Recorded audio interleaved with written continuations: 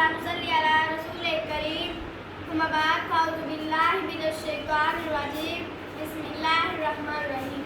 जनाब सदर और मेरे अजीज साथियों, अस्सलाम वालेकुम। आज ने जिस मौजू पर लफ्ज़ शेयर करने का मौका मिला है वो है सीरतुल नबी कि मोहम्मद से वफा तूने तो हम तेरे हैं, कि मोहम्मद से वफा तूने तो हम तेरे हैं, ये जहाँ चीज़ है क्या लहू कलम तेरे की।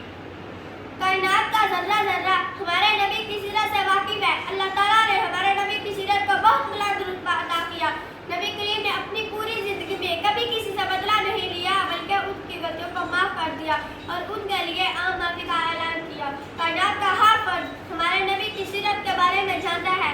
अगर हम जिंदगी में कामयाब होना चाहते हैं तो नबी की सीरत की पैरवी करनी होगी। हुस्ने किरदार से नूरे मुजस्सिम हो जा, हुस्ने किरदार से नूरे मुजस्सिम हो जा, कि इब्लीस भी तुझे देखे तो मुसलमान हो जा। कुरान मजीद में नबी की सीरत के बारे में बयान है। तुम्हारे लिए हजरत मोहम्मद सल्लल्लाहु अलैहि वसल्लम की ज़ात पाका में बयान है। आप सल्लल्लाहु की जिंदगी तमाम इंसानियत के लिए बेहतरीन नमूना है, बेहतरीन नमूना है। अगर हम दुनिया और आखिरत में कामयाब होना चाहते हैं तो नबी की सीरत की पैरवी करनी होगी। कुरान मजीद में अरशाद बारी ताला है, जिसने रसूल की अताअत की यकीन उसी ने अल्लाह ताला की अताअत की। कुरान मजीद में इस आयत से हमें यह बात ज़ाहिर हो जाती है कि अल्लाह ताला की खुशनुदी हासिल करने के लिए हमें आप सल्लम की अताअत ज़रूरी है।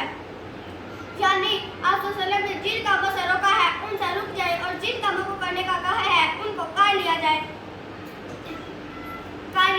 इसी में हमारी भलाई है।